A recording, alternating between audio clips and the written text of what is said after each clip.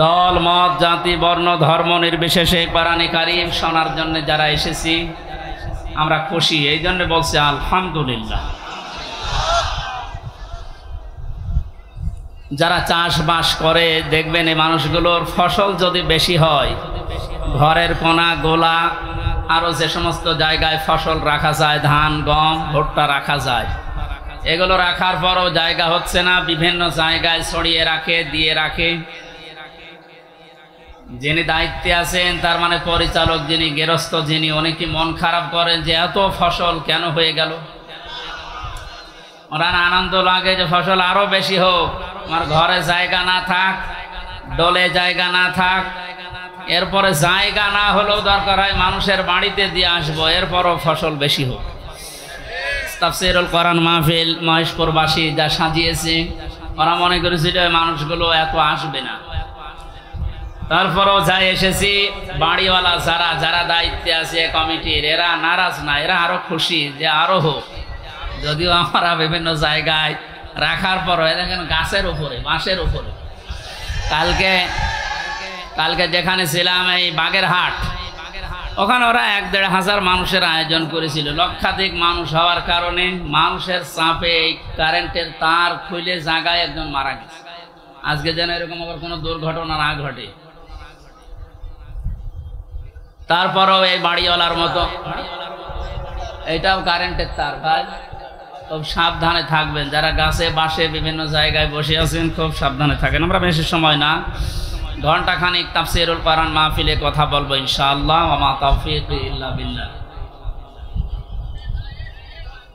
এই ময়দানটা এখন আমাদের জন্য মরণের পরে যেন সাক্ষী হয়, সেই ব্যবস্থা আজকে আমরা করে নিয়ে যেতে চাই ইনশাআল্লাহ। মরণের পরে কিছু সাক্ষী আমরা কোরআন এবং হাদিস থেকে পেয়েছি, 4 প্রকার হবে। প্রথমে মানুষকে বিচার করার জন্য আল্লাহ রাব্বুল আলামিন যখন তুলবেন, প্রথমে তার মুখের উপরে মোহর লাগিয়ে দেবেন। তার হাত এবং পাও অন্যান্য অঙ্গ প্রত্যঙ্গ আল্লাহর সাথে কথা বলবে। সূরা ইয়াসিনের 65 নম্বর আয়াতে আল্লাহ জানিয়েছেন, আল ইয়াউমা নাখতিমু আলা আফওয়াহিহিম ওয়া তুকাল্লিমুনা আইদিহিম ওয়া তাশহাদু আরজুলুহুম বিমা কানু ইয়াকসিবুন। জোরে বলেন আল্লাহু আকবার। আল্লাহ পাক বলেন, আজকের এই দিনে তোমার মুখ আমি সেলাই করে দিলাম, মুখে মোহর লাগিয়ে দিলাম, তোমার হাত এবং পা অন্যান্য পতঙ্গগুলো আমি আল্লাহর কাছে তোমার বিরুদ্ধে পক্ষে সাক্ষী দেবে। এই জন্য এই সাক্ষীটা আমরা যেন ঠিক রাখি। আমাদের হাত, আমাদের পা, অঙ্গ পতঙ্গ যেন কিয়ামতে ময়দানে মহাশারে আমাদের বিরুদ্ধে চলে না যায়। এমন এমন কাজে হাত দিয়ে করা দরকার, এমন এমন কাজে পা দিয়ে করা দরকার, কিয়ামতে যেন এটা আমার পক্ষে দাঁড়িয়ে সাক্ষী দিয়ে আমাকে জান্নাত পর্যন্ত পৌঁছিয়ে দেয়। এই যে আইদিহিম, তোমাদের হাত, এই হাত মানে শুধু এই হাত না, তাফসীরের ভাষায় এসেছে হাত মানে ক্ষমতার হাত। এই 17 বছর ক্ষমতার হাত যারা অন্যায়ভাবে ব্যবহার করলেন বিভিন্ন চেয়ারে বসে, আপনি বলেন তো কি জবাব দেবেন কিয়ামতে আপনার এই হাত দিয়ে? আপনার মুখ তো থাকবে বন্ধ, কথা বলতে পারবেন না, আপনার এই হাত আপনার বিপক্ষে চলে যাবে। এই জন্য আপনার জন্য আমাদের আফসোস হচ্ছে, আপনি এই 17 বছর জুলুম করার কারণে শুধু নিজের ক্ষতি করেননি, নিজের শরীর পর্যন্ত ক্ষতিগ্রস্ত করবেন, আপনার হাতও আপনার বিপক্ষে যাবে। প্রভাব প্রতিপত্তির হাত আছে। এলাকায় অনেকের ক্ষমতা ছিল না, কিন্তু প্রভাব প্রতিপত্তি ছিল। টাকা পয়সা, জমি জায়গা, অর্থ সম্পদের মালিক হওয়ার কারণে এগুলো জুলুমের পক্ষে কাজে লাগিয়ে মাসলুমকে আরো যেন জুলুম করা যায় সেভাবে ব্যবহার করেছিলেন। নিজের সাথে আপনি মিলান। তাফসীর মাহফিলে এসেছেন, অন্তত কিছু নিয়ে যান।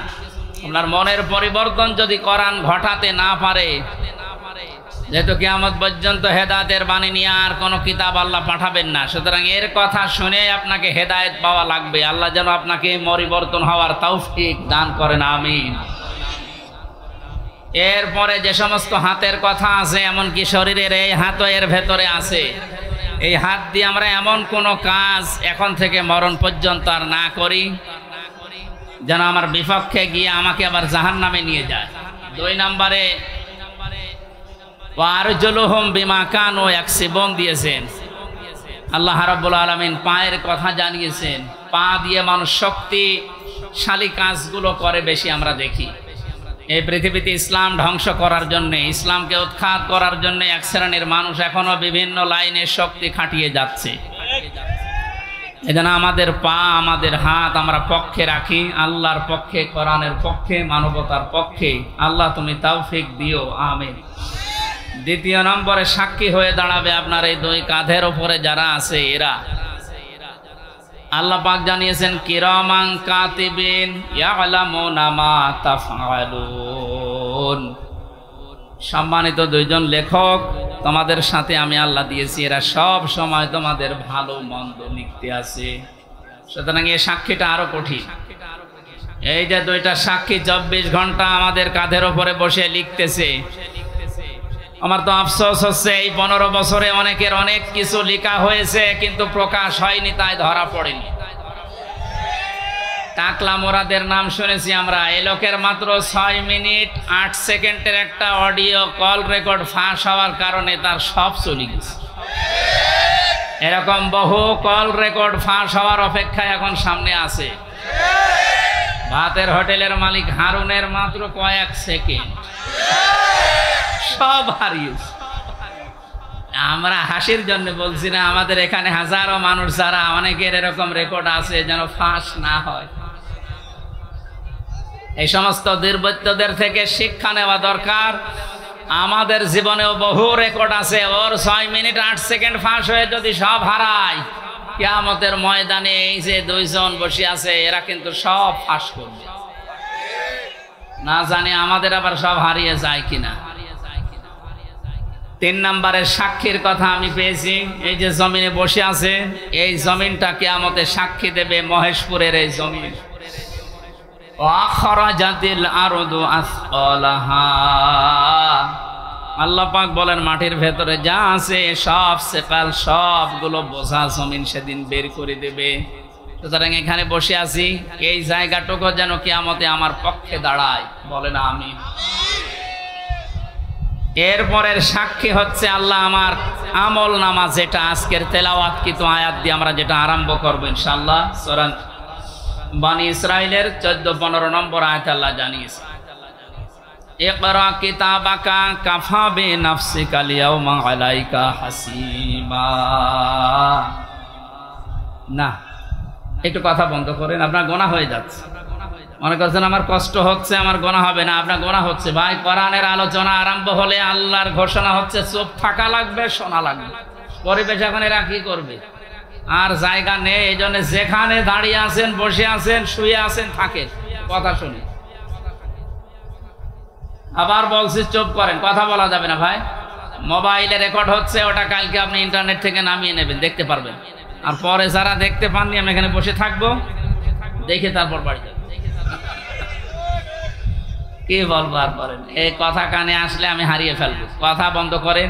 এমনিতে 3 বছর জেলে থাকার কারণে অনেক কিছু হারিয়ে গেছে, অনেক কিছু আমি হারিয়ে ফেলেছি। কারণ আগে যা মুখস্থ করতাম 10 মিনিটে, এখন 10 দিনেও হচ্ছে না। কারণ ওরা এমন এমন খাবার খাওয়ায়, ওগুলো খেলে মানুষের ভেতরে কলকব্জা সব নষ্ট হয়ে যায়। আমি অনেক কিছু হারিয়েছি, আর হারাতে চাই না। আপনারা একটু আমাকে সুযোগ করে দিন কোরআনের কথাগুলো বলার। কথা বলবেন না, যাই করেন কথা বলবেন, ইশারায় করবেন। আমল নামাটা হাতে দিয়ে আল্লাহ পাক বলবেন পড়ো, লোকটা পড়তে থাকবে। আল্লাহ জানিয়ে দেবেন এইটাই তোমার হিসাবের জন্য যথেষ্ট, আর কিচ্ছু লাগবে না। জান্নাতে যাবে না জাহান্নামে যাবে, এই আমল নামাটা যেটা ফেরেশতা লিখেছিল এইটাই বলে দেবে। আল্লাহর বান্দা এটা হাতে নিয়ে পড়া আরম্ভ করবে। কয়েক লাইন পড়ার পরে দেখবে না, এইটা তো জনগণের সামনে পড়া যায় না, লাইনটা বাদ দিয়ে পরের লাইনে চলে যাবে। হাজার হাজার সিসি ক্যামেরা নিয়ে দাঁড়িয়ে আছে ফেরেশতারা। আমি জেলখানায় থাকতে বিশেষ করে আমার আর মামুনুল হক হাফিজাহুল্লাহ এই দুইজনের ব্যাপারে আলাদা কড়াকড়ি দিয়ে ওরা ক্যামেরা লাগিয়ে দিয়েছিল, যেন কেউ কথা বললে ওইটা ওরা অফিস থেকে দেখতে পারে যে কি কথা বলছে। অথচ আমাদের যে মামলা, আমার তো ছেড়ে রাখার দরকার ছিল জেলখানার ভেতরে। এই ঠুনকো মামলা দিয়ে এত কঠিন কঠিন অবস্থায় নিয়ে গেছে, মানুষ এমনি টেনশনে হাফ হয়ে যাওয়া। ফাঁসির কন্ডেম সেলের ভেতর ওরা রেখেছিল আমারে রাখার দরকার ছিল তো ওই ওয়ার্ডে, যেখানে 70-80 জন মানুষ থাকে, যে এখানে সারাদিন থাকেন, গল্প করেন, নামাজ পড়ান, কোরআনের কথা বলেন, মাগরিবের পরে আপনারে ঘরে তালা লাগিয়ে দেন। 24 ঘন্টা এদিকে 2.5 হাত, এদিকে 3.5 হাত তালা লাগিয়ে দিত, থাক, কোনো যোগাযোগ নেই, যোগাযোগ বিচ্ছিন্ন। এই কঠিন অবস্থায় রাখার কারণে আমি বাস্তবতা একটা জিনিস টের পেয়েছি।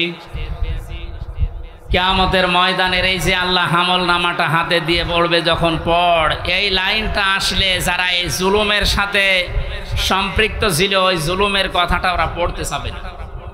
কোন লজ্জায় পড়বে, হাজার হাজার মানুষ তার সামনে থাকবে। আল্লাহর ফেরেশতারা ডাক দিয়ে বলবে, না, আজকে আর ফাঁকি দেওয়ার কোনো রাস্তা নেই। কত ক্যামেরা সামনে, সব ফেরেশতারা দেখছে, পড়ো, এই লাইনটাও পড়ো, বিনা কারণে মানুষকে কেন কষ্ট দিয়েছিলে এইটা পড়ে শোনাও। যারা কষ্ট দিলেন এই 17 বছর, হাজার হাজার লক্ষ লক্ষ মানুষকে, আপনার বিবেকের কাছে বলেন তো, আপনি কি পড়তে পারবেন কিয়ামতে ওই লাইন? পারবেন না। এই জন্য তওবা করার সময় যেহেতু এখনো শেষ হয়নি, পশ্চিম দিকে এখনো সূর্য ওঠেনি, আপনি এখনো তওবা করতে পারেন যদি আল্লাহ কবুল করেন। কিন্তু দুঃখজনক হলো সত্য, একটা ভয়ঙ্কর তথ্য, আল্লাহু লা ইয়াহদিল কওমাজ জালিমিন, জালেমদেরকে আল্লাহ হেদায়েত দেয় না। আপনার কপালে যে কি আছে, নিজের কপালে আপনি নিজে কোড়াল মেরেছিলেন। আপনার জন্য এখন আমরা যারা মুসলিম, আমাদের আফসোস হচ্ছে যে আপনি কি করলেন, দুনিয়াও শেষ করে দিলেন, আপনার আখিরাতটা ধ্বংস অলরেডি হয়ে গেছে। আপনার থেকে আমরা শিক্ষা নিতে চাই, আমাদের বাকি জীবনে যেন আমরা এমন কোনো কাজ না করি যেটা আমি জনগণের সামনে পড়তে পারবো না, ঠিক আছে? তাহলে এই মাহফিল সাকসেস হবে। তাছাড়া আমি একেবারে হাব্বা জাব্বা দিয়ে স্টেজ সব ভেঙে ফেললাম, কোনো কাজ আছে? বাংলাদেশে ইসলাম কায়েম হয়ে গেল মনে করেন, কিন্তু আমার নাজাত হইল না, লাভ আছে? বলেন না কেন? ইসলাম কায়েম হোক না হোক, আমার চেষ্টা করা লাগবে এই জমিনে। কারণ এই যে ইসলাম, এটা আল্লাহর তৈরি করা, আল্লাহর পাঠানো। আমি ইসলামের মালিক না, আমি ইসলামের খাদেম। আমি ইসলামের কি? এই জমিনটা, এই যে মনে করেন 2-3 বিঘা জমিন এখানে পড়ে আছে, এই জমিনের মালিক হচ্ছে ইনি, সভাপতি সাহেব, মুন্সি সাহেব। আমাদের মতো 8-10 জন কামলা, জন, মনীষ, পাট, লেবার যাই বলেন, উনি ভাড়া করিস যে আপনারা সকাল থেকে বিকাল 5টা পর্যন্ত এই জায়গায় ধান লাগান, এই জমিনে বিকাল 5টায় আপনাদের বেতন দিয়ে দেব। বিকাল 5টা বাজতে আর মাত্র 10 মিনিট বাকি আছে। কয় মিনিট? 8-10 জন মস্তান এসেছে মোটরসাইকেল নিয়ে, বড় বড় ছড়ি নিয়ে, সোনার ছেলেরা এখন যেটা ব্যবহার করতো, যেটা এখন পাওয়া যাচ্ছে, এইটা এখন নিয়ে এসে বলছে এ ধান আমরা লাগাতে দেব না, ধান লাগিয়েছেন যা, আরো তুলে ফেলবো। আমরা যারা আছি কামলা হিসাবে যারা কাজ করছি, একেবারে ছেড়ে দিলে হবে? তাহলে বেতন পাওয়া যাবে? ওদেরকে বলবো, ভাই এ জমিনের মালিকও আমরা না, এ ধানের মালিকও আমরা না, আমরা কামলা, আমরা হচ্ছে জন, লেবার যাই বলেন, আমরা খাদেম, কাজ করছি, বিকাল 5টায় বেতন দিয়ে দেবে। এখনো 10 মিনিট বাকি আছে। আপনারা ধান যদি তুলে ফেলতে চান, এ ফসল নষ্ট করতে চান, 10 মিনিট পরে তুলে। অবশ্য ঠিক এইরকম কামলা নেওয়া যায় না? ঠিকই বলিস, কারণ জমি তো আমার না, এ ধানও আমার না, তুলে ফেলেন, আমার অসুবিধা নেই, 10 মিনিট পরে। আমার বেতনটা আগে বিকাল 5টায় নিয়ে নি। বিকাল 5টা বাজার আগে কিন্তু এ ধান আমি তুলতে দেব না, যারা 10 জন কামলা আছি। যদি তুলতে চাই, এরপরও মস্তানরা কটা কাটাকাটি হবে না, মারামারি, রক্তপাত, যদি মেরে ফেলা লাগে। কারণ আমার টার্গেট কি? বেতন। টার্গেট কি? ওইটা না হলে আমি পরবর্তী যারা আছে, আমার ছেলে মেয়ে স্ত্রী, এদেরকে খাওয়াবো কি? সুতরাং আমার বেতন হয়ে যাক, এরপরে খাবে। এরপরও যদি তুলে ফেলে মস্তানেরা, আমাদের সাথে মারামারি করে যাই হলো। এখন এই যে জমির মালিক একজন আছে না, কথা বলে না কেন? আমরা খাদেম যারা আছে, এই খাদেমেরা এদিকে তাকান, আমরা খাদেম না? কার খাদেম? কোরআনের খাদেম। কিসের খাদেম? এই খাদেমদেরকে বলছে শুধু এটা এই 10,000 20,000 মানুষ আমার সামনে, তা না। এটা রেকর্ড হচ্ছে, সারা বাংলাদেশ সহ বিশ্বের লক্ষ কোটি মুসলমানেরা শুনছে।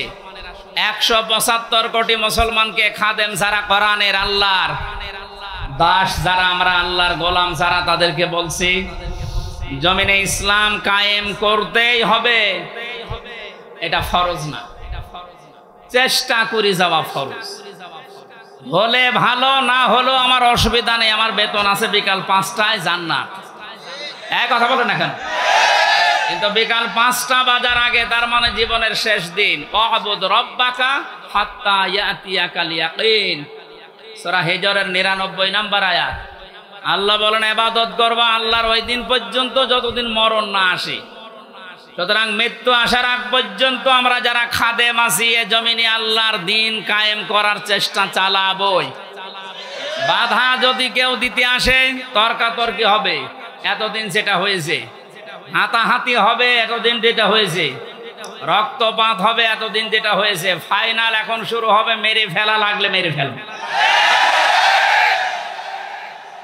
এখন আর সাহস কেউ করবে না, এখন আর সাহস করবে না। এই জন্য তো দাড়ি কেটে পালাচ্ছিল।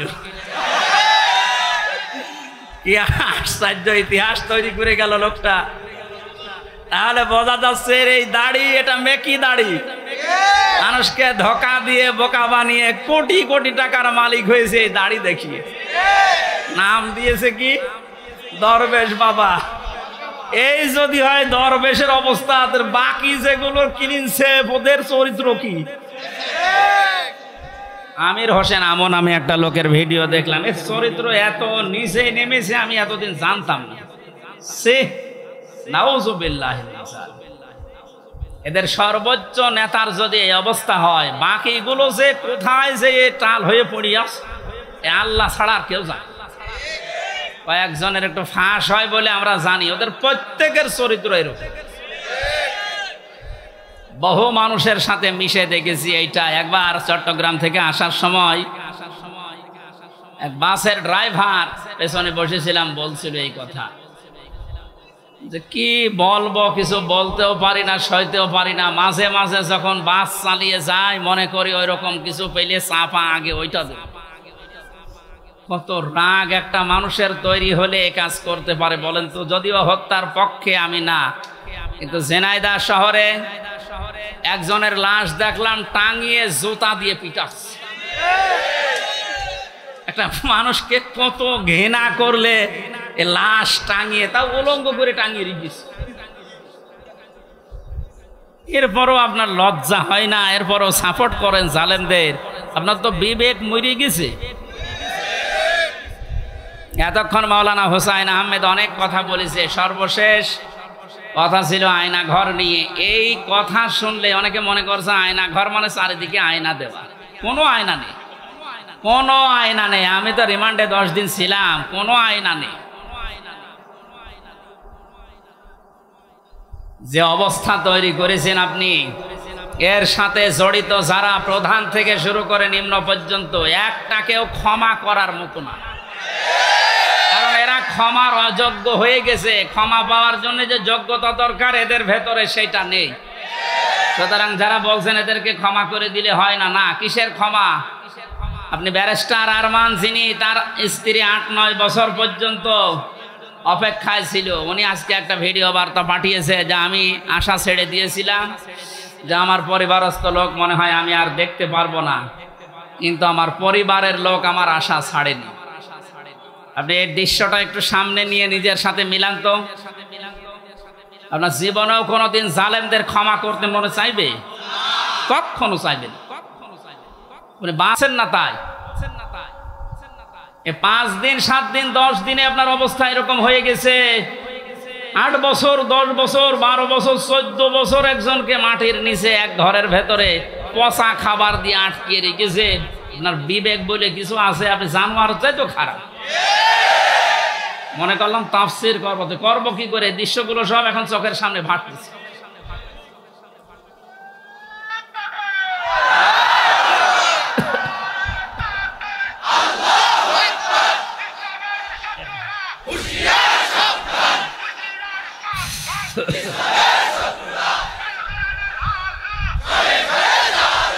আলহামদুলিল্লাহ ভাই,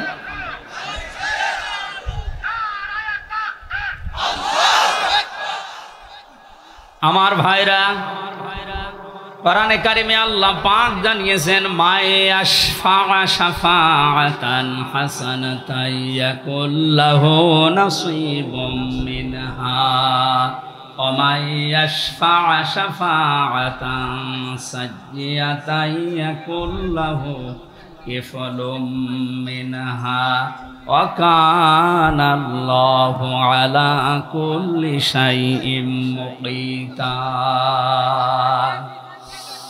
এই পৃথিবীতে কোনো মানুষ যদি ভালো কাজের, সৎ কাজের, কল্যাণমূলক কোনো কাজের সুপারিশ করে, সহযোগিতা করে, রায় দেয়, ভোট দেয়, সাপোর্ট করে, সমর্থন জানায়, ওই লোকটা ভালো কাজ করে যে সওয়াব পাবে, আপনি ওই ভালো কাজে শুধু রায় দেওয়ার কারণে, সাপোর্ট দেওয়ার কারণে একই সওয়াব পেয়ে যাবেন। সুতরাং এই সুযোগ কিন্তু সামনে আসতেছে, ভালো কাজ করা যায় যে সমস্ত মানুষের দ্বারা। আপনি যদি ওই জায়গায় যেতে না পারেন, যারা ভালো কাজ করবে এদেরকে আপনি অন্তত সাপোর্ট দিয়ে, সহযোগিতা করে, রায় দিয়ে হলেও এগিয়ে যাবেন। লোকটা ভালো ভালো কাজ করে যত সওয়াব কিয়ামতে নিয়ে উঠবে, আপনি শুধু রায় দেওয়ার কারণে কিয়ামতে ওই সওয়াব নিয়ে উঠতে পারবেন? পরবর্তী শব্দ দেখেন, ওমাইয়াশফা শাফাআতান সাজ্জিয়াতান ইয়াকুল্লাহু কিফলুম মিনহা। কোন মানুষ যদি অন্যায় কোনো কাজ করে আর ওই কাজে যদি কেউ সাপোর্ট দেয়, রায় দেয়, ভোট দেয়, সমর্থন জানায়, খুশি হয়, ওই লোকটা অন্যায় করার কারণে যা পেয়েছে আপনি শুধু খুশি হওয়ার কারণেই তাই পাবেন। এত জুলুম নির্যাতন দেখার পরও যদি কোনো মানুষ জালেমের পক্ষে রায় দেয়, ওই জালেম কিয়ামতে যেভাবে উঠবে আপনাকে আল্লাহ ওইভাবেই তুলবে। আপনাকে আমি বাঁচাতে চাই, আপনি তো অত বড় জালেম না, এই জন্য আপনাকে আমি বাঁচাতে চাই। কোনো জালেমের পক্ষে থাকবেন না। নবীজি বলেন, তোমার ভাই জালেম হোক আর মজলুম হোক, তাকে সাহায্য করো। সাহাবী বলেন, হে নবী, আমার ভাই যদি মজলুম হয় তাকে তো সাহায্য করা যায়, কিন্তু জালেম হলে তাকে সাহায্য করব কিভাবে? নবীজি বললেন, তোমার ভাই যদি জালেম হয় তাকে তোমার দায়িত্ব এই জুলুম থেকে ফিরিয়ে রাখা, এইটাই তাকে সাহায্য। সুতরাং জীবন দিয়ে যে মানুষগুলো জালেমের কবল থেকে আমাদেরকে মুক্তভাবে এই দেশে বিচরণ করার সুযোগ দিয়ে গেল, এই মানুষগুলো কিয়ামতের দিন যেন শহীদ এই শব্দ নিয়ে উঠতে পারে, বলেন আমিন। ময়দানে মাহশারে আমলনামাটা, কিতাবটা যখন আপনার হাতে আল্লাহ তুলে দেবে, বলবে তুমি নিজেই যথেষ্ট, জান্নাতে যাবে না জাহান্নামে যাবে। আমি আমার ঈমান থেকে কথা বলছি, কারো দিকে না তাকিয়ে এবার নিজের দিকে আয়াতের সাথে মিলিয়ে বলেন তো, এখনই যদি মারা যান আর এই বইটা যদি আপনার সামনে তুলে ধরে বলে, বল হামজা তুই এইটা পড়ে যা, জান্নাতে যাবি না জাহান্নামে যাবি? কাবা শরীফ যখন তাওয়াফ করে মানুষ, আমি 16 সালে গিয়েছিলাম, গত বছরও গিয়েছি, বাস্তবতায় যেটা দেখলাম, ষষ্ঠ চক্করে মানুষ একটা দোয়া পড়ে আল্লাহর কাছে, আল্লাহুম্মা ইন্না আলাইয়া হুকুকান ফীমা বাইনি ওয়া বাইনিকা। কাবার সামনে নিয়ে বলে, রব্বুল আলামিন তুমি আমার মালিক, আমি তোমার গোলাম, তোমার ভেতরে আমার ভেতরে বহুদিন পাওনা আছে, আমি বান্দা হিসাবে, দাস হিসাবে, গোলাম হিসাবে যা যা পাবো তুমি সেই বীর্য থেকে শুরু করে হামজা বানিয়ে সব দিয়ে দিয়েছো। আমি উল্লেখ করার মতো কিছু ছিলাম না। হাল আতা আলাল ইনসানি হিনুম মিনাদ দাহরি লাম ইয়াকুন শাইআম মাযকুরা। মানুষ কি একটু চিন্তা করে না যে জন্মের আগে এ পৃথিবীতে আসার আগে উল্লেখ করব এমন কোন বিষয় লোকটা ছিল না। আজকে সভাপতির নামের নিচে দেখলাম লেখা বিশিষ্ট ব্যবসায়ী আলহাজ নুরুজ্জামান মুন্সি, কত সুন্দর নাম দিয়ে পেছনে ডিগ্রি লাগিয়ে দিয়েছে। উনি এই কাজ করি খায়। বয়স যদি এখন 60 বছর হয়, 61 বছর আগে এই নাম গন্ধ পৃথিবীর মানুষ জানতো। বলেন বলেন। শুধু এতটুকুই না, বাবার বীর্য যখন মায়ের রেহেমের ভেতরে দ্রুত গতিতে পাস হয়, আল্লাহ পাক বলেন ওই দিকেও একটু তাকাও। ফালিয়ানজুরিল ইনসানু মিম্মা খুলিকা মিম্মা ইন দাফিকিন আখরুজু মিন বাইনিস সুলবি ওয়াত তারাইব। মানুষকে নজর করে দেখে না কি জিনিস দিয়ে তাকে বানালাম। বাবার স্ফলিঙ্গ দিয়ে দ্রুত গতিতে বের হয়ে যাওয়ায় না পাক পানিটা মায়ের রেহেমের ভেতরে জমা হয়। এই যে সলবন এবং তারাইব দিয়েছেন আল্লাহ। সলবন বলা হয় বাবার লজ্জাস্থান, তারাইব বলা হয় মায়ের লজ্জাস্থানকে। এই দুইটা শব্দ আমি তাফসিরের ভেতরে ব্যাখ্যায় পেয়েছি। আল্লাহ বাবার ক্ষেত্রে এক বচন দিয়েছেন, মায়ের ক্ষেত্রে বহু বচন দিয়েছেন। কেন দিলেন? তাফসিরে তাবারি মুফাসসিরে আয়াতের এই সলবন আর তারাইবের ব্যাখ্যা করতে গিয়ে লিখেছেন, পৃথিবীতে মানুষকে নিয়ে আসতে বাবার চাইতে মায়ের কমপক্ষে 3 গুণ কষ্ট বেশি হয়। এই যে এখানে যত পুরুষ মানুষ আছি আমরা, সর্বোচ্চ 45 ইউনিট কষ্ট যদি আমাদের শরীরের ভেতরে কেউ এনে দেয়, আমি সঙ্গে সঙ্গে মারা যাব, আর সহ্য করতে পারবো না। বিজ্ঞান জানিয়েছে পৃথিবীতে হামজাকে দুনিয়ায় আনতে তার মায়ের কমপক্ষে 57 ইউনিট কষ্ট সহ্য করা লেগেছে। 45 আসলে আমরা মারা যাব, অথচ উনি সহ্য করেছিলেন 57 ইউনিট। প্রতিটি জিনিস পরিমাপ করার একটা যন্ত্র আছে, কষ্ট মাপ দেওয়ার জন্য একটা যন্ত্র আছে, এটা ইউনিট দিয়ে মাপা লাগে। এই যে এই প্যান্ডেলটা যদি আপনাকে আমি মাপ দিতে বলি, দাড়ি পাল্লায় তুলে দেবেন কি দিয়ে? ফিতা লাগবে, গজ লাগবে, টেপ বলেন, এটা দিয়ে মাপতে দিলে আপনি মাপতে পারবেন এটা কয় গজ। পৃথিবীতে প্রতিটি জিনিস মাপার আলাদা আলাদা যন্ত্র আছে না নেই? কষ্ট মাপার জন্যে 45 থেকে 57 আপনি হিসাব করেন। এতগুলো কষ্ট সহ্য করার পরেও শুধু শেষ করেননি। সূরা হাক্কাত 15, 16, 17, 18 এই আয়াতগুলোর তাফসিরে পেয়েছি, হামালাতুহু উম্মুহু কুরহা ওয়া ওয়াদাআতুহু কুরহা ওয়া হামলুহু ওয়া ফিসালুহু 30 শাহরা ইলা আখিরি আয়াত। আল্লাহ পাক বলেন তোর মা তোকে কষ্টের পরে কষ্ট সহ্য করে পেটে বহন করেছে। শুধু এতটুকু শেষ করেনি, ডেলিভারির যে কষ্টটা এটাও সহ্য করেছে। এতটুকুও শেষ করেনি, 2 থেকে 2.5 বছর পর্যন্ত বুকের দুধ খাওয়িয়েছে। কোন মানুষ যদি এই পৃথিবীতে বলে মায়ের কষ্ট ঋণ আমি শোধ করে দেব, বিশ্বনবী জানিয়েছেন জন্মের পরে যে 1 ফোঁটা দুধ তোমার মুখে মা দিয়েছিল, ওই ঋণটাও কিয়ামত পর্যন্ত শোধ হবে না। মায়ের এই কষ্টের কথা শোনার পরে যে মানুষগুলোর ভেতরে আবেগ আপ্লুত হয়ে মায়ের কথা মনে হচ্ছে যে এই কষ্ট সহ্য করেছে আমার মা, অবশ্যই তাদের উচিত হবে আল্লাহর ইবাদতের পরে মা বাবার দিকে খেয়াল করা, তাদের খেদমত করা। কোরআনে কারীম জানিয়েছে ওয়াকাদা রাব্বুকা আল্লা তা'বুদু ইল্লা ইয়্যাহু ওয়া বিল ওয়ালিদাইনি ইহসানা। এই এদিকে তাকান। আল্লাহ আদেশ দিচ্ছেন, আমি রায় দিয়ে দিলাম। রায় দিচ্ছেন কে? আমি রায় দিয়ে দিলাম, লিখে দিলাম। এই যে কজা মানে ফয়সালা করে দেওয়া, রায় দেওয়া, লিখে দেওয়া, সিদ্ধান্ত জানানো। আমি আল্লাহ সিদ্ধান্ত নিয়েই ফেলেছি, রায় দিয়ে দিয়েছি যে আমার ইবাদতের পরে আর কারো ইবাদত করা যাবে না। আর মা বাবার খেদমত করা লাগবে, তাদের পেছনে খরচ করা লাগবে।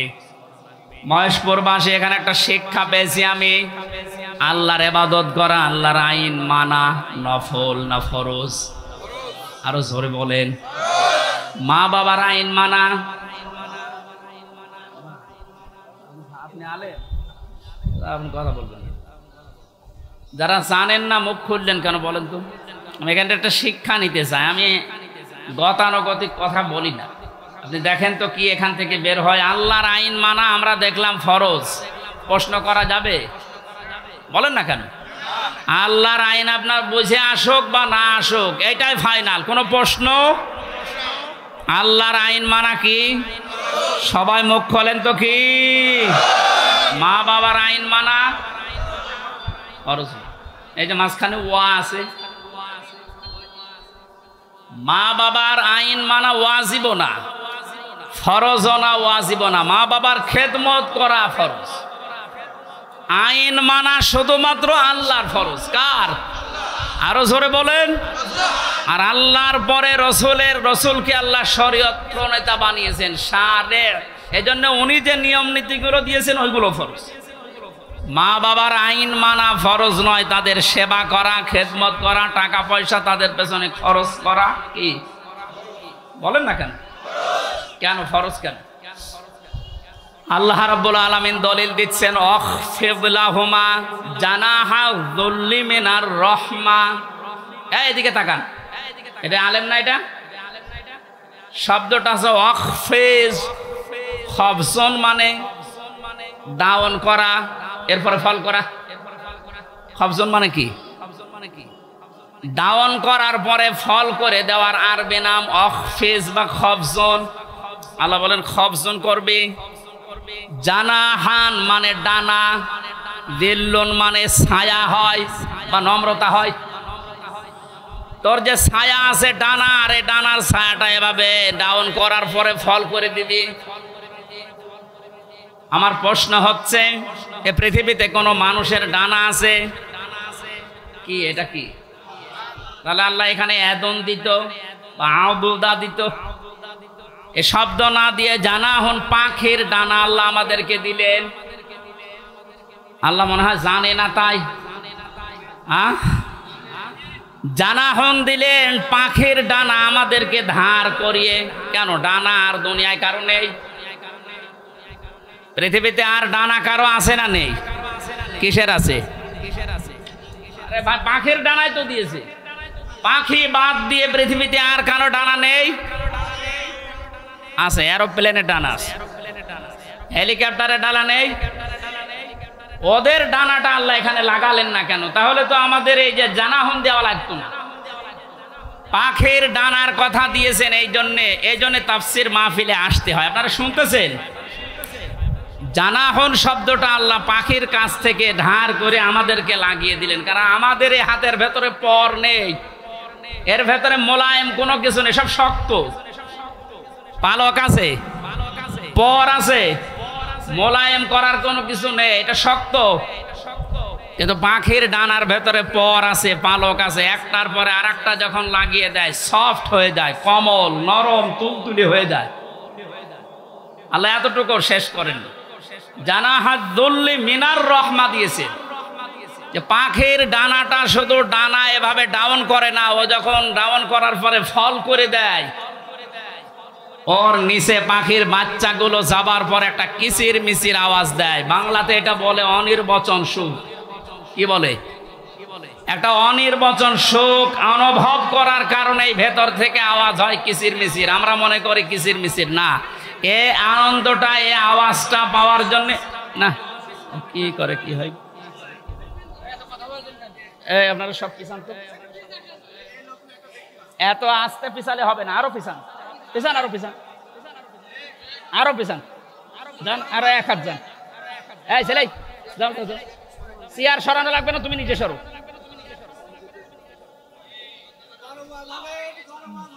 কথা বোঝার কোন ই নাই। তাফসীরুল কোরআন মাহফিলে আমি আর কি করছি? কথা বোঝার চেষ্টা করেন ভাই। আল্লাহ রাব্বুল আলামিন পাখির ডানাটা এই জন্যই দিয়েছেন মানুষকে বোঝাতে, পৃথিবীর বান্দা বান্দিরা, তোমার মার বাবা যখন শেষ বয়সে চলে যাবে তারা যেন তোমার এই পাখির ডানার মতো হাতের যে ছায়া এর নিচে পড়ার পরে যেন একটা আনন্দ অনুভব করে যে আমার হামজা থাকতে অন্তত আমার আর কোনো চিন্তা নেই। মহেশপুরবাসী কত আলেম এখানে বসে আছে, হাজারো মানুষ, আমরা বলেন তো আমাদের মা আর বাবা এখন শেষ বয়সে এসে এইটা বলার মতো স্কোপ পাচ্ছে? পাচ্ছে। আল্লাহ রাব্বুল আলামিন মায়ের কথা 3 বার দেওয়ার জন্য তারা এই বহু বচন দিলেন, আর বাবার কথা 1 বার দিয়েছেন। আমি যেটা পর্যন্ত এটা নিয়ে এসেছিলাম, নেই থেকে শুরু করে পর্যন্ত যিনি নিয়ে আসলেন, কারো সাহায্য যার লাগেনি। মার বাবার এই যে স্ফলিঙ্গ দিয়ে নাপাক পানিটা দিয়ে তাফসিরে পড়েছি, আল্লাহ 8টা জিনিস বানিয়েছিলেন: রক্ত, গোশত, চর্বি আর চামড়া, চুল, রগ, হাড় আর পর্দা। 8টা জিনিস যখন মায়ের রেহেমের ভেতরে এক হয়ে যায়, আল্লাহ পাক তখন ফেরেশতাদেরকে বলে, আমি আল্লাহ আমার রব নামের কারণে 5টা জিনিস একে দান করব। ওয়াজআলা লাকুমুস সামআ ওয়াল আবসারা ওয়াল আফইদা ইলা আখিরিল আয়া। সূরা নাহলের 78 নম্বর আয়াতের মাঝের অংশে আল্লাহ জানিয়েছেন শ্রবণ শক্তি, দর্শন শক্তি, বাক শক্তি, আকেল শক্তি আর ঘ্রাণ শক্তি, এই 5টা আমি আল্লাহ নিজে তাকে দান করেছি। একটাও যদি কম দিতাম দুনিয়ায় আসতো ওই লোকটা কিন্তু অপূর্ণাঙ্গ হয়ে।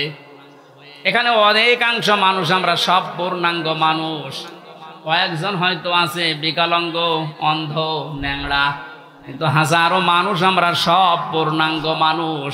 আল্লাহ নিজের পক্ষ থেকে একটাও যদি কম দিত তো কি অবস্থা হতো সারা জীবন, আপনি ভাবেন। আল্লাহ পাক এই জন্যই জানিয়েছেন, হে পৃথিবীর মানুষেরা, নেই থেকে শুরু করে উল্লেখ করার মতো একটা জায়গায় তোরে নিয়ে আসলাম, এরপরও আমার সাথে তোর নাফরমানি কমে না। কাইফা তাকফুরুনা বিল্লাহি ওয়া কুনতুম আমওয়াতান ইলা আখিরি আয়া। বালাগাত মান্তিক যারা পড়ায় বা জানে, কাইফা শব্দটা 11টা বিষয়ের আগে আল্লাহ ব্যবহার করেন। কাইফা শব্দের প্রথম ব্যবহার হচ্ছে মান্তিকের কায়দায়। আল্লাহরও বিশ্বাস হতে চায় না এমন জায়গাকে আল্লাহ কাইফা দিয়ে শুরু করেন। এটা এতক্ষণ যেটা বলছিলাম, বীর্য থেকে শুরু করে এ পর্যন্ত আনার পেছনে কারো কোনো অবদান নেই। মার বাবা শুধু এক বিছানায় ছিল, এতটুকু তাদের কাজ। বাকি যা করার বলেন তো কে করেছে? এই মানুষ এখান থেকে হামজা পর্যন্ত হবার পরে যখন নাফরমানি করে, তখন আল্লাহ কাইফা শব্দ দিয়ে শুরু করেছে যে কি করে নাফরমানি করে আমারও বিশ্বাস হয় না। কাবার গেলাপ ধরে মানুষ কিন্তু ষষ্ঠ চক্করে এইটাই বলে এসেছি আমরা, রব্বুল আলামিন আমি তোমার গোলাম হিসাবে, বান্দা হিসাবে বহু কিছু আমাকে তুমি দিয়েছো, ওই যে বীর্য থেকে পর্যন্ত, কিন্তু তুমি আমার মালিক হিসাবে আমার তো কিছু দেওয়া দরকার। আমি তো কিছুই তোমার আজ পর্যন্ত দিতে পারলাম না। তবে একটা জিনিস আমার আছে, পুঁজি। তোমার ওই রহমান, ওই গাফফার, ওই গফর নামের খাতিরে এই কাবা সামনে নিয়ে বলছি আমারে মাফ করে দাও। এই জন্য যারা তাওবা করার জন্য এখনো রাজি হননি, এখনো পর্যন্ত শয়তানের ধোকায় পড়ে আছেন, সুযোগ আছে, আপনারা আশা করছি ফিরে আসবেন। আল্লাহ রাব্বুল আলামিন এই যে রাত 12টার পরে তাহাজ্জুদের সময়ে প্রথম আসমানে এসে আপনাদের মতো আমাদের মতো মানুষকে ডাক দিয়ে বলবে, আসো ক্ষমা চাও, ভুল করে ফেলেছো, ক্ষমা চাও। আমরা যেন ক্ষমা চেয়ে নিজের জীবনটাকে মুহাম্মদুর রাসূলুল্লাহর উম্মতে পরিণত করতে পারি, বলেন আমিন। মহেশপুরবাসী বান্দা যখন এটা পড়তে পড়তে কিছুক্ষণ যাবার পরে দেখবে না লজ্জা লাগে, পড়ার মতো না, আল্লাহ পাক বলবেন না পড়া লাগবে। আমার তো ওই দিবসের কথা মনে হয়ে এখন আফসোস হচ্ছে, আল্লাহ আমি কি সত্যি পড়তে পারবো? আমার এই 24 সালের এটা আগস্ট মাস, যদি আল্লাহ বলে প্রথম তারিখ পর্যন্ত তোরে মাফ করে দিলাম, চা তোর কোনো হিসাব নেই, শুধুমাত্র এই যে 17 তারিখ আজকে, এই 17 দিনের হিসাব দিয়ে জান্নাতে চলে যা। যত মানুষ এখানে আপনারা আছেন বুকে হাত দিয়ে বলেন তো 17 দিনের হিসাব এখনো জোগাড় করা সম্ভব হয়নি। অথচ যে হাদিস পড়েছিলাম নবীজি বলেন মা তাজালু কদামা বানি আদম আবদি ইয়াউমাল কিয়ামাতি হাত্তা ইসালান 50। কিয়ামতের এই কঠিন ময়দানে প্রতিটি মানুষকে আল্লাহ তার নিজের সামনে দাঁড় করাবেন। প্রত্যেককেই 5টা করে প্রশ্নের উত্তর জিজ্ঞাসা করবে। 5টা প্রশ্নের সঠিক জবাব দেওয়া ছাড়া কেউ সামনেও যেতে পারবে না, পেছনেও যেতে পারবে না, জায়গায় দাঁড়িয়ে থাকবে। শুধু মাইক ফাটিয়ে টেবিল ফাটিয়ে ফেলেন না, নিজের সাথে মিলান তো। জালেমদের কথা তো বাদই দিলাম, আমরা যারা মজলুম আছি তারা নিজেদের দিকে এই 5টা বিষয় একটু মিলাই। গোজামিল দিয়ে উত্তর দিলে হবে না, নকল করে গোপালগঞ্জের মতো পাশ করে চাকরি পেলে হচ্ছে না। আমরা A+ পাওয়ার পরও আমাদেরকে দেয় না, আর ওরা 2.5 পেয়ে চাকরি পেয়ে যাচ্ছে। কত দুর্নীতি হয়েছে আপনি এবার টের পাচ্ছেন। বাস্তবতায় মিলিয়েছেন আপনি একবারও যে এই লোকটা নিজে আল্লাহর সামনে দাঁড়িয়ে আছে? আপনি নিজে মনে করেন দাঁড়িয়ে যখন আছে আল্লাহ জিজ্ঞাসা করছেন আমরিহি ফিমা আফনা, হামজা বলো তো দেখি, একটা জীবন দিয়েছিলাম 60 বছরের, এই 60 বছরে কি করলে? জবাব সঠিকটা দাও। 2 নম্বরের বিষয় আল্লাহ দিয়েছেন যুবকদের বিষয়, বাং সাবাবিহি ফিমা আবলা, একটা যৌবনকাল দিয়েছিলাম। 15 থেকে শুরু করে 45 বছরে যে বিশাল একটা যৌবনকাল, এটা কোন কোন কাজে লাগিয়েছে বলো? আর যেহেতু যুবকদের কারণে দেশটা স্বাধীন হয়ে গেল, এই যুবকগুলো নাই পার পেয়ে যাচ্ছে। আমরা যারা যুবক আছি এই স্বাধীন দেশে এখনো পর্যন্ত পরিবর্তন হচ্ছে না, কি জবাব দেব বলেন? আমার কিন্তু 60 বছরের ভেতরে যৌবনকালটা ছিল। আল্লাহ আলাদা করে যৌবনকালের কথা নবীজি বললেন কেন? এই কারণে জানিয়েছে, কারণ যুবকদের দ্বারাই সব কিছু পরিবর্ধন করা সম্ভব, যেটা আমরা দেখতে পেলাম। যুবকদেরকে আমি আজকে এই মাহফিলে আহ্বান জানাই, শুধু এইটাই না, যেহেতু পরিবর্তন হওয়া আরম্ভ হয়েছে, সংস্কার হওয়া শুরু হয়ে গেছে, আগামীর বাংলাদেশকে ইসলামের হাতে তুলে দিয়ে আপনারা ক্ষান্ত হবেন। যুবকরা যদি ইচ্ছা করে এটা করা সম্ভব কিনা বলেন তো?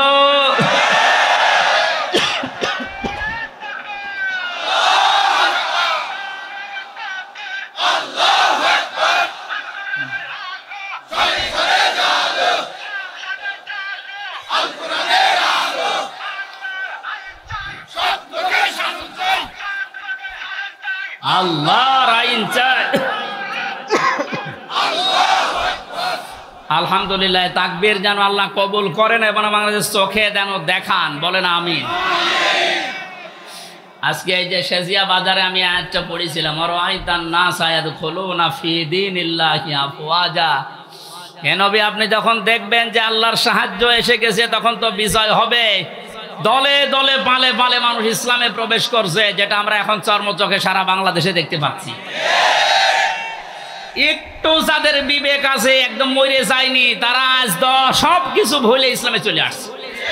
কারণ ইসলামের মালিক ওরা জানে যে দেশে জামাত ইসলাম শিবির চরমনা এরা না, ইসলামের মালিক কে?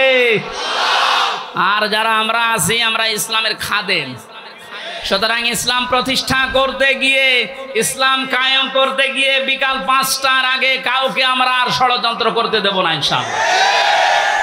এই যে বিচারপতির নামে কলঙ্ক, মানব জাতি হিসাবে একদম কুলাঙ্গার এই যে মানিক, বিচারপতির নাম নিলাম এই কারণে, নাম নিয়েও গোনা হবে, কারণ এ মানুষের পর্যায়ে পড়ে না। ইসলামকে এই দুনিয়া থেকে মিটানোর জন্য বিশেষ করে বাংলাদেশ থেকে যারা ভূমিকা পালন করেছে বেশি, তার ভেতরে এই অবৈধ বিচারপতি একজন। ওর কথাবার্তারা শুনলে শয়তান পর্যন্ত হাসে, বলে আল্লাহ তুমি আমারে শয়তান বানিয়েছো। এটা চোখে দেখনি? আমি মাঝে মাঝে ওরা দেখি আর ভাবি আমি তো শয়তান দেখি না, যদি দেখতাম মনে হয় এরকমই। একটা টাটকা নির্ভেজাল শয়তান। সুতরাং এরকম শয়তানের অনুসারী যারা আছেন তরিন আফরোজ থেকে বহু শয়তানকে 15 বছর দেখলাম। এখন ইসলামের যে উর্বর ভূমি বাংলাদেশে হচ্ছে, চলছে, কায়েম হওয়ার পথে বাধা দিতে আসলে কিন্তু বিকাল 5টার আগে কোনো ছাড় নেই। এটা তো গেল কামলাদের। আর যিনি জমির মালিক এই যে বসে আছে, উনি যদি এসে দেখে সব ধান নষ্ট করে ফেলেছে, এরপরে উনি কিছু বলছে না, তার মানে ওনার কোনো শক্তি নেই। বিশ্বাস করেন, মনে মনে চিন্তা করেন ওনার শক্তি নেই তা না, এখন হয়তো কিছু বলছে না, গোপনে ওনার কোনো কিছু আছে। যেদিন ধরবে ওইদিন বাপ বলার সময় দেবে না, যেটা আমার আল্লাহ এখন মালিক হিসাবে করছে। ইন্না বাদশা রব্বিকা লাশাদীদ, তোমার রবের ধরা বড় শক্ত ধরা। নৌকায় উঠে পালাতে গিয়েও পারবে কি করে? কারণ ওরে তো আমরা ধরি নাই, ধরেছে কে? এদের কারণে হাজারে অবৈধ আইন মন্ত্রীর কারণে হাজার হাজার মানুষ আইনের এই জায়গায়, ন্যায় বিচারের জায়গায় অবিচার পেয়েছে বেশি। তার বাস্তব প্রমাণ আমি নিজে না, সিএমএম কোর্ট, জজ কোর্ট, হাইকোর্ট মিলিয়ে আমার মামলা কতবার তুলেছে। এই যে আমার মামা বসে আছে, মামা শ্বশুর, আমার চাচা ছিল ঢাকায়, বাবা তো ওগুলো বোঝে না ভালো, রাত দিন দৌড়া চাকরি করে বেটা, এরপরও রাত দিন এখানে ওখানে উকিল ধরে করবে কি? কারণ যারাই ধরবে, যত বড় উকিল ধরুক, আর এক উকিল তো বসে আছে ওখান থেকে, যতক্ষণ সিগন্যাল না পাবে আমার নাকি বের হওয়ার কোনো একটা বিচার হলো। আর প্রতিদিন টিভির সামনে এসে সন্তানদের নাকি লেকচার দিচ্ছে যে আমরা ন্যায় বিচার কায়েম করে ছেড়ে দিচ্ছি। এই ন্যায় বিচার। আমার মতো মূল্য চুরির মামলায় যদি 33-32 বার হাইকোর্টে মামলা ওইটা জামিন না দেয়, কিসের ন্যায় বিচার? যেটা এখন সব পরিষ্কার হয়ে গেছে। 15 বছরে কোনো ন্যায় বিচারে দেশে কায়েম হয়নি, পুরাটা হয়েছে অবিচার। আল্লাহ যেটা নিজে এখন ধরিস। এই জন্য সাবধান। আল্লাহ এমনি কিছু বলছে না, অনেকে মনে করছে এত কিছু করে কিছু হয় না। এখন কিছু টের পাচ্ছেন? আলেমদের মাজায় দড়ি দিয়ে ছাগলের মতো, গরুর মতো যখন টেনে নিয়ে যেত ওই কোর্টে, বারান্দায় দাঁড়িয়ে অনেক শয়তান দেখলাম হাসতেছে আর টিপ্পনি কাটতেছে। যে দেশে আর হুজুর নেই, আমির হামজা, এই মাওলানা মামুনুল হক, এরে ধরলো, আর হুজুর নেই দেশে। তাদের কত সুন্দর সুন্দর কথা, ফেরেস্তার মতো কথা বলে, আর এরা উঠলে শুধু রাজনীতি করে। ধরেছে ঠিকই হয়েছে। তখন আপনি টের পাচ্ছেন কি হচ্ছে? 10 দিন আগে যে লোকটা আইন পুরা চালাতো, সেই লোকটার পক্ষে একটা উকিল পর্যন্ত এখন দাঁড়াতে রাজি। এইটাই আল্লাহর ধরা। এটা কার ধরা? এই জন্য জমিনের মালিক যিনি, উনি যদি ধরে, বাপ বলার কিন্তু সময় পাবেন না। আমরা এখন এই আয়াতটা আল্লাহকে বলছি, আল্লাহ তুমি আমাদেরকে দেখাও যে দলে দলে মানুষ ইসলামে প্রবেশ করছে, এটা যেন আমরা দেখতে পাই, চর্ম চোখে দেখতেছি, এটা যেন আরো বৃদ্ধি বাড়ে। জোরে বলেন আমিন। কারণ জমিনে বহু মানুষ এতে বানিয়েছে, আমরা দেখলাম না? বাবা চালিয়েছিল, স্বামী চালিয়েছিল, চাচা চালিয়েছিল, বউ চালিয়েছে, ভাবি চালিয়েছে। কথা বলছেন না? তো কোরআন দিয়ে চললে দেশটা কেমন দেখা যায়, এটা এখনো আমরা দেখি না। এখন আমরা সবাই একমত, দলমত আর নেই। কোরআন দিয়ে এই দেশ চললে কেমন দেখা যায়, ওইটা আমরা এই চোখে দেখতে চাই। কারা কারা দেখতে রাজি আছেন দেখি? লিল্লাহি তাকবীর।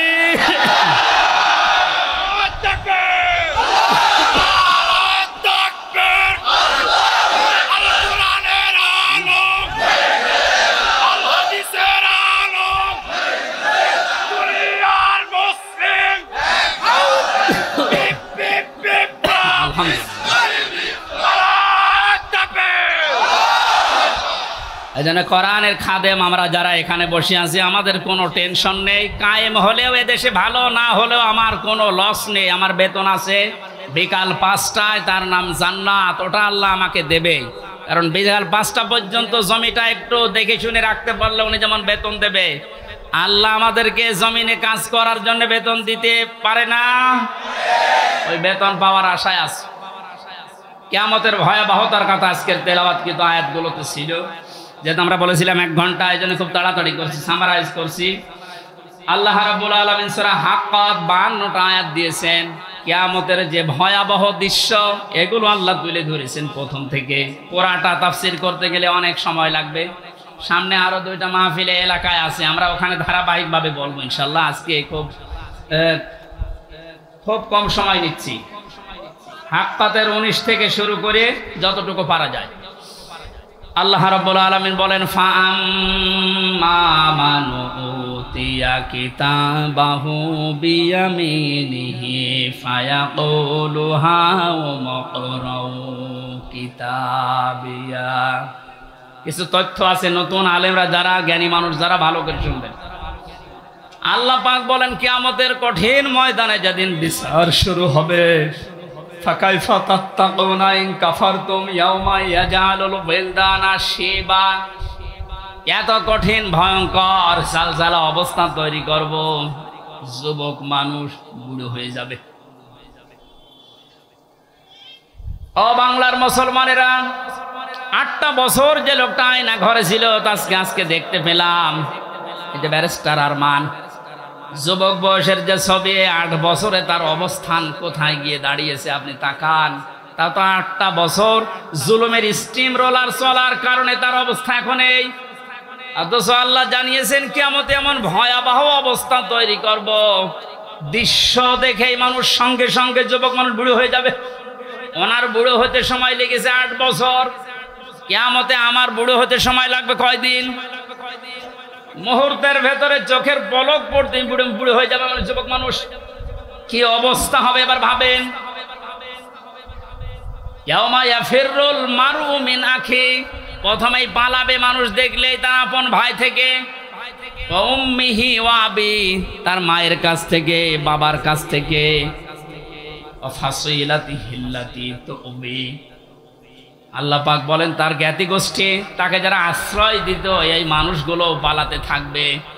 ও দুনিয়ার মানুষেরা, পৃথিবীতে আমরা বিপদে পড়লে, হামলা মামলার শিকার হলে আগে ভাই আগিয়ে আসে, বাবা আসে, বংশের লোক আসে, জ্ঞাতি গোষ্ঠী যে দল করি ওই দলের লোক আসে। আল্লাহ পয়েন্ট আকারে ওগুলো আগে দিয়েছেন যে এইগুলো আগে পালাবে।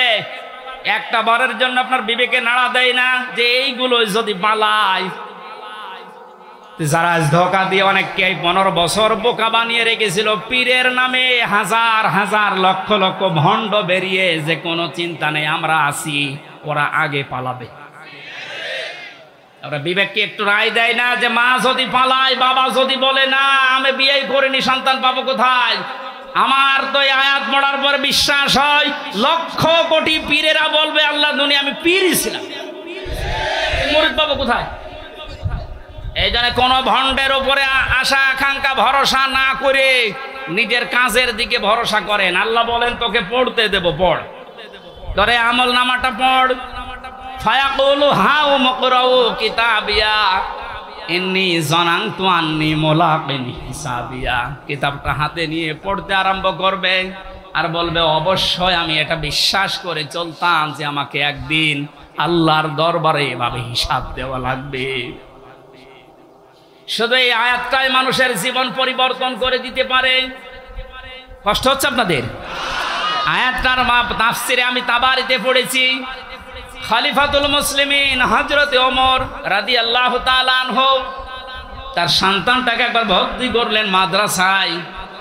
হোসাইন রাদিয়াল্লাহু তাআলা আনহু ওই সময় প্রধান বিচারপতি হযরত আলীর সন্তান, তিনিও মাদ্রাসায় পড়তে বলে কলম ফেলে দিচ্ছিলেন, বলে তুলে দাও তুলে দাও তুলে দাও। 3 বার তুলে দেওয়ার পরে প্রধান মন্ত্রীর ছেলে এজন্য একটু রাগ হয়ে গেছে, ডাক দিয়ে বলে কলম ফেলে দিতে বলো, বারবার আমারে তুলতে বলো, আমি খাদেম তোমার চাকর।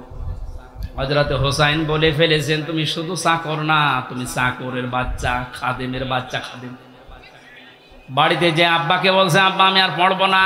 কেন? আমাকে গালি দিয়েছে, ছোট করেছে আমার বন্ধুদের মাঝে, তুমি বিচার করো হোসাইনের। আজকে না জমার দিন বিচার হবে। খুতবা দিচ্ছিলেন হযরত ওমর, ডাক দিয়ে বললেন হোসাইন এখানে আসো। বলে হ্যাঁ সামনে আসো। তুমি আমার সন্তানকে গালি দিয়েছ, খাদেমের বাচ্চা খাদেম বলে অপমান করেছ। হযরতে হোসাইন বললেন হ্যাঁ আমি বলেছি। তিনি বলেন কেন বললেন? হযরতে হোসাইন ওখান থেকে দাঁড়িয়ে বলে খলিফা বুকে হাত দিয়ে বলেন তো আপনি কি আমার নানার খাদেম ছিলেন না? হযরত ওমরের কথা বন্ধ হয়ে গেছে, চোখের পানি ফেলে বলে, আমি তো খাদেম ছিলাম, এভাবে তো ভাবি নাই। আমি যে খাদেম ছিলাম এটা তো আমি তো জানি, তুমি কি লিখে দিতে পারবে যে আমি নবীর খাদেম ছিলাম? তোমার নানার কাগজ নিয়ে আসেন। খেজুর পাতা নিয়ে এসেছে, লিখে দিলেন, এই ওমর আমার নানার খাদেম ছিল, আমি দেখেছি, এতে হুসাইন ইবনে আলী, সই করে দিলাম। কাগজটা হাতে নিয়ে হযরত ওমর বলেন, নবীর সাহাবীরা বিচার হয়ে গেছে। ছোট মানুষ আব্দুল্লাহ, ও তো বোঝে না, বলে কি বিচার করলে বাবা? তুমি তো এখনো মারধর শুরু করনি। হযরত ওমর বলে, সন্তান, যে বিচার করিস এটা দুনিয়া না, মরণের পর কাজে লাগবে। আমি ইন্নী জানান্তু আন্নী মুলাকিন হিসাবিয়া, আমি বিশ্বাস করে দুনিয়ায় চলি যে আমাকে হিসাবের মুখোমুখি হওয়া লাগবে। আমি ওমর 26 বছর বয়সে মুসলমান হয়েছি, বাকি এই কয় বছর ইবাদত বন্দেগী চাই করলাম, হিসাব দিতে পারবো কিনা জানি না। মারা যাওয়ার পরে কাগজটা আমার কাফনের ভেতরে দিয়ে দিও। আল্লাহ যখন আমাকে তার সামনে তুলে ডাক দিয়ে বলবে হিসাব দাও, জীবনে কিছুই যদি কবুল না হয়, এই কাগজটা আল্লাহকে দেখিয়ে বলবো, রব্বুল আলামিন, তুমি আমার জীবনের কিছু যদি পছন্দ না করো, তোমার ভালো না লাগে, কাগজটার দিকে তাকাও, তোমার নবীর নাতি লিখে দিয়েছে আমি নবীর খাদেম ছিলাম, এ ওসিলাই হলেও তুমি আমারে মাফ করে দাও। জবাব দেওয়া, হিসাব দেওয়া কিয়ামতের ময়দান, এটা তাদের কোন পর্যায়ে ছিল? তারা কি বিশ্বাস করতো হিসাবিয়া? আর আমরা কোথায় আছি?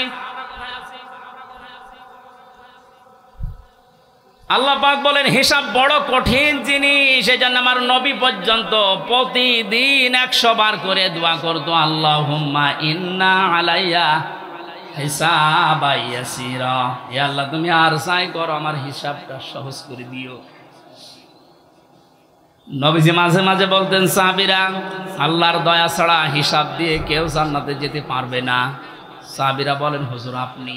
বিশ্ব নবী বলেন, আমারও সম্ভব না, আল্লাহর দয়া ছাড়া হিসাব দিয়ে জান্নাতে যাওয়া। বাংলার মুসলমানেরা যারা আগে পেছনের সব অপরাধ আল্লাহ মাফ করে দিয়েছে, এই মানুষটা যদি 100 বার হিসাবের বিষয়ে চিন্তা করে 24 ঘন্টায়, আমাদের কতবার হিসাব আসা দরকার। যে হিসাবটা যত বেশি আসবে, এই দেশ থেকে দুর্নীতি তত বেশি পালাবে।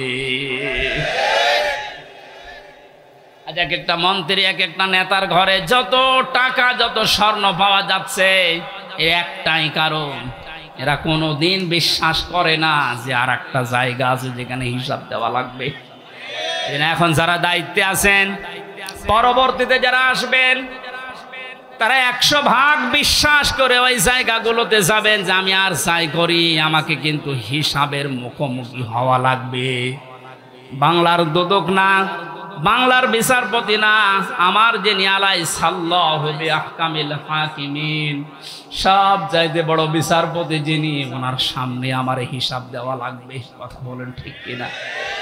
আমি হামজা সহ যত মানুষ এখানে বসে আছি, প্রত্যেককেই যেন এই আয়াতটা নিজের সাথে মিলিয়ে আল্লাহ আমাদের হিসাব যেন সহজ করে দেন, বলেন আমিন। ফাওয়া ফি ঈশাতির রাদিয়া, এই লোকটাকে আল্লাহ সন্তোষজনক জীবন দান করবেন। এদিকে তাকান এবার, যে তথ্যটা বলার জন্য এতক্ষণ পর্যন্ত এদিকে ওদিকে আমি ছড়িয়েছিলাম, এইবার সে পর্যন্ত এসেছি, আলেমদেরকে বলছি, ফাওয়া ফি ঈশাতির রাদিয়া, আল্লাহ পাক বলেন তাকে সন্তোষজনক জীবন দান করব। সন্তোষজনক জীবন কি? ফি জান্নাতিন আলিয়া, সুউচ্চ মাকাম জান্নাত যেটা, ওখানে আল্লাহ তাকে পৌঁছিয়ে দেবেন। কুতুফুহা দানিয়া, যার ফলগুলো হাতের নাগালে এসে নাড়াচাড়া করবে। কুলু ওয়াশরাবু হানিয়াম বিমা আসলাফতুম ফিল আইয়ামিল খালিয়া, আল্লাহর পক্ষ থেকে ঘোষণা আসবে, খাও, পান করো, মন মতো খাও, কারণ এই খাবারগুলো তোমাদেরকে জালেমরা দুনিয়ায় খেতে দেয়নি, এরকম আরামে জালেমরা থাকতে দেয়নি। 15 বছর অনেকে এই বাংলাদেশে নিজের স্ত্রীর কাছে রাখতে পারে নাই, নিজের ঘরে মাথা দিয়ে ঘুমাবে পারে নাই। এই কথা বলে না কেন?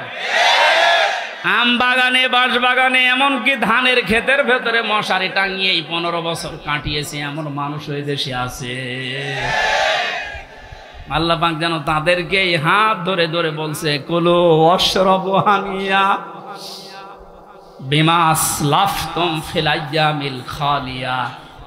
এতদিন যা খেতে পারোনি এখন মন মতো খাও। আমার মনে হয় সেই সময় আমাদের সামনে এসে গেছে। আল্লাহ যেন আমাদের আয়াতটা জীবনের সাথে মিলিয়ে দেন, বলেন আমিন। সন্তোষজনক এই জীবনে যাবার আগে যে বিষয়গুলো আল্লাহ সামনে নিয়ে এসেছিলেন তার 1 নম্বরে ফাআম্মা মান সাকুলাত মাওয়াজিনুহু ফাহুয়া ফি ঈশাতির রাদিয়া। মানুষকে আল্লাহ মাপ দেবেন মিজানের পাল্লায়। কিসের পাল্লায়? জবান খোলেন। মিজান মানে না না, মিজান মানে মানদণ্ড। মিজানের পাল্লায় আল্লাহ মাপ দেবেন মানে মানদণ্ড সামনে নিয়ে আসবেন। হাইকোর্টের সামনে দেখেন একটা দাড়ি পাল্লা দেওয়া আছে, এ দাড়ি পাল্লায় ওজন দেয় কি? ওটা ন্যায় বিচারের মানদণ্ড। সরকারে দেশের মানুষকে বোঝাতে চায় সারা দেশে অবিচার হতে পারে, এই হাইকোর্টে আসলে দাড়ি পাল্লার মতো ন্যায় বিচার বাবা। দুইটাই সমান না, একটাকে একটু এদিক ওদিকে আছে, একেবারে সমান সমান দেখবেন। আজকে এই ভোলটা ভাঙা লাগবে। আমার যতটুকু ধারণা, আমি লেখাপড়া করে যা পেয়েছি, এই ভোলটা যদি বাংলার জমিনে আজ ভেঙে যায়, হাজার হাজার মানুষ সঙ্গে সঙ্গে উল্টিয়ে যাবে। দেখেন তো আপনি মেলাতে পারেন কিনা।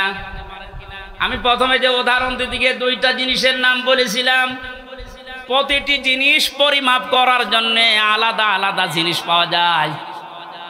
আমি গত 7 দিন 8 দিন ছিলাম মালয়েশিয়া, সিঙ্গাপুর, ওইদিকে থাইল্যান্ডের। ওখানে যে আলোচনার বিষয়গুলো সাবজেক্ট আকারে দিয়েছিল তার ভেতরে এই মাওয়াজিন ছিল। বলে মাওয়াজিনের অর্থ আপনি বের করেন তো, একটা একটা করে 99টা অর্থ আমি আবিধান থেকে বের করেছি। এক একটা শব্দের ব্যাখ্যা করার জন্য আমার আলাদা আলাদা সময় দিয়েছি, কারণ ওই দেশে অনেক বড় বড় শিক্ষিত মানুষ স্টেজে থাকে, মসজিদের ভেতরে অথবা অডিটোরিয়ামে।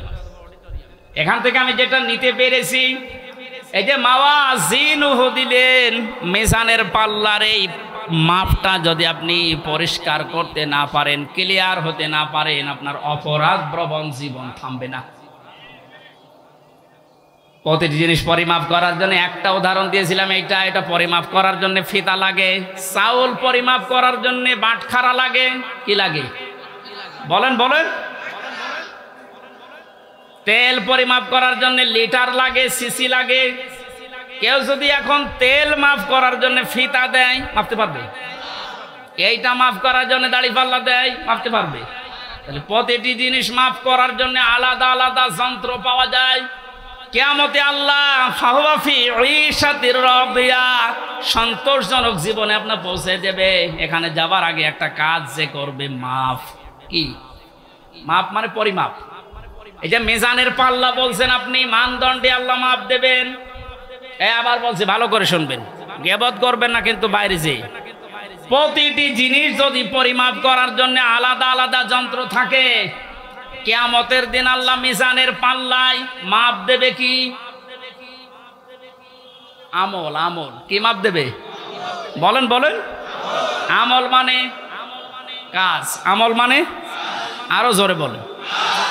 কাজ মাপার জন্য দাড়ি পাল্লা লাগে, ফিতা লাগে, লিটার লাগে। কি লাগে?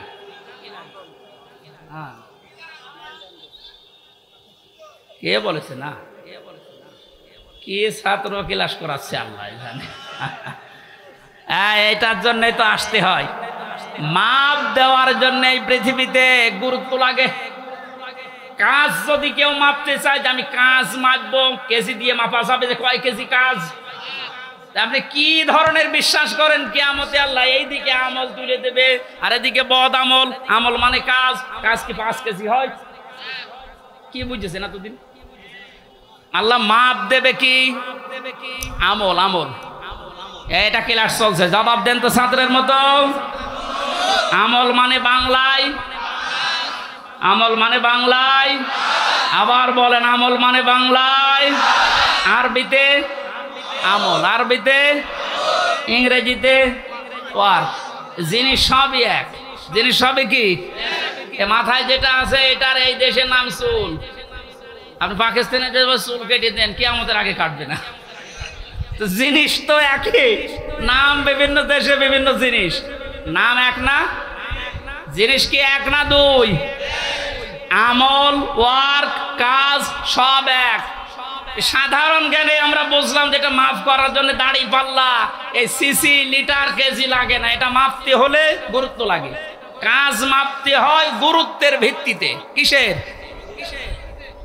এখন গুরুত্বের ভিত্তিতে আমল যদি, কাজ যদি, ওয়ার্ক যদি মাপতে হয়, এই পৃথিবীতে সবচাইতে গুরুত্বপূর্ণ কাজ আল্লাহর দৃষ্টিতে ফরজ। বলেন না কেন?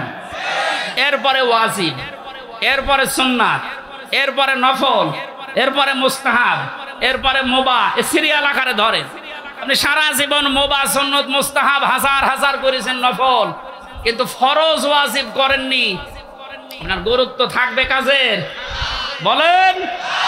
এই স্টেজের গুরুত্ব কি? এই যে সামিয়ানা আর এই খুঁটি, এই দুইটা আসল জিনিস। এর ভেতরে আরো অনেক অন্য জিনিসও আছে, না দিলেও অসুবিধা নেই। এই যে লাইট যদি না দেন, স্টেজ থাকবে না। এই টেবিলটা না দিলে থাকবে না, এটা না দিলে বিউটিফাই হবে না। কিন্তু স্টেজ তো মানুষ বলবে যে সামিয়ানা আছে, খুঁটি আছে। আপনার জীবনে ফরজ কাজ 500। কয়টা? আপনি কোরআন পড়েন, 500 শরীয়তের বিধান পাবেন। 499টা আপনি করেছেন, একটা করেননি, আপনার পুরা জীবনের সব আল্লাহ বাতিল করে দেবে। এই যে বাতিল যে করিয়ে দেবে, কোথায় পেলে? বলেন। আমি বেশি সময় নিয়ে ফেলছি, আর 5-7 মিনিট থাকবেন না? এই যে নামাজ, আমরা যারা এশার নামাজ পড়লাম, এশার নামাজের ভেতরে ফরজ ছিল 13টা, 12টা আদায় করেছে কেউ, একটা আদায় করে নাই। ওর নামাজে সওয়াব হবে 5টা। কি? 0, 0, কিচ্ছু হবে না। এটা যেমন সহজে বুঝেছেন, কোরআনে কারিমে আল্লাহ 500 আয়াত শরীয়তের বিধান ফরজ এটা দিয়েছেন। 499টা মেনেছেন, একটা মানেননি। আপনার জীবনে সওয়াব হবে 0, 0, কাজের কোনো গুরুত্ব নেই। কিয়ামতে আল্লাহ যখন মাপবে একেবারে 0 হয়ে যাবে। এই পাল্লাটা ভারী হয়ে যাবে। আমি আশা করি বোঝাতে পেরেছি। এই জন্য জীবনে ফরজ যেন না বাদ যায়। কথা বুঝেছেন? নামাজ পড়া যেমন ফরজ, রোজা রাখা ফরজ, হজ করা ফরজ, সম্পদ থাকলে যাকাত দেওয়া ফরজ, দিন কায়েম করার চেষ্টা করা কি? এইটাকে কেউ যদি রাজনীতি, দুনিয়ার কাজ মনে করে এড়িয়ে যায়, কিয়ামতে ওকে যখন আল্লাহ মাপ দেবে, কাজের গুরুত্বের ভিত্তিতে কিচ্ছু পাওয়া যাচ্ছে না। 12টা ফরজ আদায় করে একটা আদায় না করলে যেমন 0 হয়, কোনো সওয়াব হয় না। আশা করছি কথার অর্থ আপনি বুঝেছেন। এখন না বোঝার ভান করে আছে। আমার মনে হয় আপনাকে ঝড়ে কোদাল দিলেও আর আপনি বসবেন না। যা বোঝার আপনি বুঝেছেন, এখন আপনি আমল করেন। এই পর্যন্ত আমরা যা পড়েছিলাম 25 নম্বর আয়াত সূরা হাক্কাতের। 26 থেকে আলোচনা হবে সামান্তা মাদ্রাসায়। কয় তারিখে যেন ওইটা? যাদবপুর বাজারে কলেজ ময়দানে। ওখানে এই 26 আয়াত থেকে শুরু করব। এই প্রচন্ড গরমে আর মানুষের চাপ আমি শেষ করে দিলাম। বারাকাল্লাহু লানা ওয়া লাকুম ফিল কোরআনিল আযীম। আল্লাহুম্মা আমিন। আমার ওই যে লিখিত বই আছে, গাড়িতে যাওয়ার সময় নিজে নিয়ে যাবেন, বাড়িতে লোকজনকে পড়তে বলবেন। রব্বানা যালামনা আনফুসানা ওয়া ইল্লাম তাগফির লানা ওয়া তারহামনা লানাকুনান্না মিনাল খাসিরিন। রব্বুল আলামিন কোরআনের পাখি, বিশ্বনন্দিত মুফাসসির আল্লামা শহীদ দেলাওয়ার হোসাইন সাইদি এবং যে যুবকেরা বাংলাদেশ স্বাধীন করার জন্য জীবন দিয়ে গেল, এই মানুষগুলোর জন্য আজকের তাফসীর মাহফিলে হাজার হাজার লক্ষ মানুষেরা জড়ো হয়েছে। কোরআন থেকে আমল নেওয়ার বিষয়ে যে কথাগুলো বলেছি, তুমি আমল করার তৌফিক আমাদের দাও। কাজ যেন আমরা ইখলাসের সাথে ভালো কাজে আঞ্জাম দিতে পারি, সেই পরিবেশ তৈরি করে দাও। এতদিন পর্যন্ত জালেমের জুলুমের শিকার হয়ে যে মানুষগুলো মজলুম অবস্থায় ছিল, আল্লাহ তুমি তাদেরকে প্রতিদান দিও, তাদেরকে ইখলাসের কারণে, ধৈর্যের কারণে মেহেরবানি করে তুমি দান করো। মাহফিলের আয়োজন করতে গিয়ে তোমার যে যুবক বান্দারা শ্রম দিয়েছে, যারা টাকা পয়সা দিয়েছে, আল্লাহ এদের টাকাগুলো ওসমানের সাথে কবুল করো।